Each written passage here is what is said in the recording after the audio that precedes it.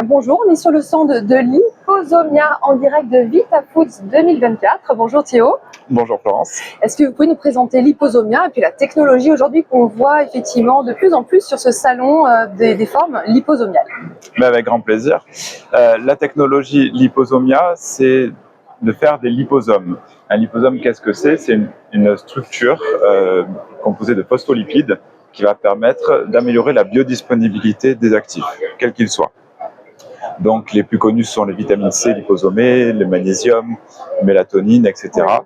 Et nous avons la chance d'avoir un très large choix de matières premières sous forme liposomale, en poudre, pour lesquelles on a pas mal d'études de stabilité, des études de biodisponibilité également. C'est l'intérêt d'ailleurs d'augmenter la biodisponibilité. C'est ça, d'avant tout, c'est l'intérêt, c'est d'augmenter la biodisponibilité de molécules qui, sans être sous forme liposomée, ne seraient pas ou très peu absorbées au niveau de l'intestin.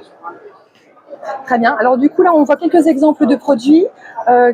Quels sont notamment les meilleurs candidats pour être sous forme liposomale? Alors, le plus connu, c'est la vitamine C. Pourquoi? Parce que la vitamine C utilise des transporteurs actifs, normalement, pour être absorbés au niveau de l'organisme, qui sont donc saturables. Et quand on met la vitamine C sous forme de liposome, on s'absout de ce problème-là donc on peut avoir des dosages de vitamine C importants et qui vont bel et bien être intégrés, absorbés au niveau intestinal. Donc on améliore l'efficacité du produit. C'est valable aussi pour tous les autres types d'actifs. Les plus connus, ça va être donc le magnésium, la mélatonine, comme je disais, mais on peut aussi l'appliquer à des extraits de plantes qui ont des molécules, les plantes qui possèdent des molécules, et c'est ces molécules-là qui vont avoir un intérêt thérapeutique. Et parfois, ces molécules-là sont très peu absorbées. Et donc là aussi, le liposome trouve un intérêt particulier. Quelques exemples sur ces plantes? Oui, alors nous, on dispose de berbérine, d'ashwagandha. Qu'est-ce qu'on a de plus? Donc ça applique effectivement à beaucoup d'extraits, d'accord. Est-ce que vous pouvez nous expliquer peut-être rapidement quel est le procédé finalement technique qui nous permet d'avoir ces formes liposomales? Oui, alors brièvement, le principe, ça va être d'abord de microniser la matière première pour avoir une taille de particules homogène. Ensuite, on fait notre mélange donc avec des phospholipides de tournesol qui vont constituer cette barrière, cette double barrière de phospholipides. C'est exactement la même composition finalement que les membranes de nos cellules. Que l'on voit derrière vous d'ailleurs. C'est ça, on voit donc la double barrière de phospholipides qui va encapsuler les actifs, qui soient hydrophiles, ils seront à ce moment-là donc dans le cœur du liposome, ou lipophiles, et ils seront logés du coup à l'intérieur de la double barrière. D'accord, très bien. En termes d'application marché, Nutra, Food, quelles sont aujourd'hui les potentialités de cette technologie? Alors cette technologie au départ, elle a été développée pour les médicaments, par voie injectable au départ, par voie orale ensuite. Donc ça existe quand même depuis quelques années, mais maintenant on le retrouve beaucoup dans le complément alimentaire. Dans le complément alimentaire, ça fait maintenant 4-5 ans que ça se développe. Il n'y a qu'à voir cette année le nombre de stands qu'il y a sur le liposome, vraiment dédié au liposome. Donc c'est une super bonne chose d'avoir autant de monde qui s'y intéresse, parce qu'il y a une vraie plus-value à faire des actifs liposomés. Exactement, et c'est une vraie voie d'innovation, puisqu'on peut finalement rester sur des ingrédients qui sont connus, qui ont déjà leur preuve d'utilité pour l'organisme, mais on va rajouter en fait une biodisponibilité, une efficacité renforcée pour le produit. Soit on renforce l'efficacité en effet, ou on peut aussi prendre la solution inverse, qui est de réduire les dosages, parce qu'on aura moins besoin d'avoir des dosages trop importants, étant donné qu'on va améliorer cette biodisponibilité. Est-ce qu'on a un ordre d'idée de réduction possible de dosage grâce à cette technologie? C'est très variable, ça dépendra de l'actif, ça dépendra de la technologie aussi, c'est pour ça qu'il est important d'avoir les études de biodisponibilité propres à la technologie, au fournisseur lui-même de matières premières. Mais si on prend par exemple l'exemple de la vitamine C, on est à peu près 5 fois mieux absorbé quand on est sous forme liposomale que sous forme classique, acide ascorbique classique. D'accord, très bien.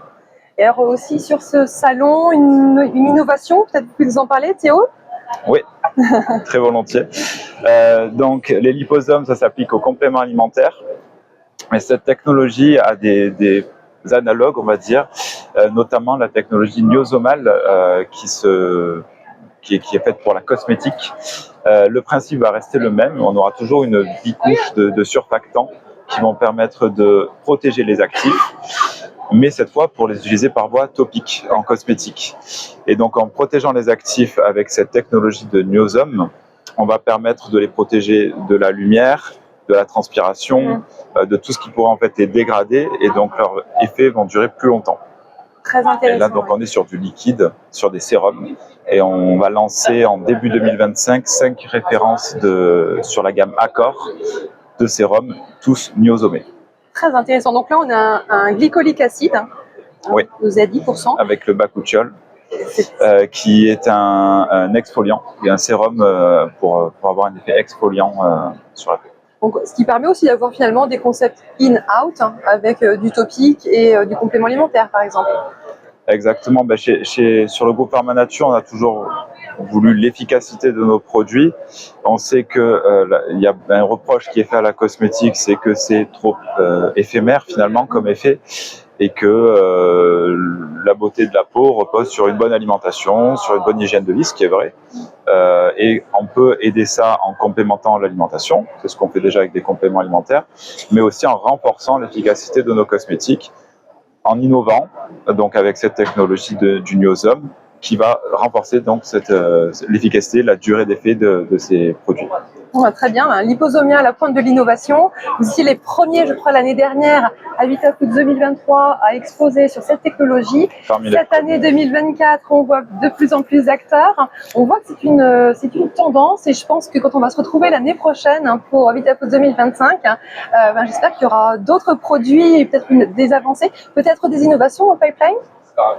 Alors déjà, on va se concentrer sur le Niosome pour 2025. C'est déjà pas mal de travail, mais Benjamin Baroquier a souvent de très belles idées à développer, donc je suis sûr qu'on aura de nouvelles choses à présenter l'année prochaine à Barcelone. Très bien.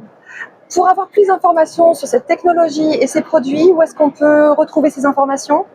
Alors, sur le site internet prescriptionnature.fr, vous aurez toutes les informations de contact. Que ce soit sur nos gammes de liposomes, mais aussi sur nos compléments alimentaires plus classiques. On a une activité de façonnage, de vente de matières premières, de private labeling.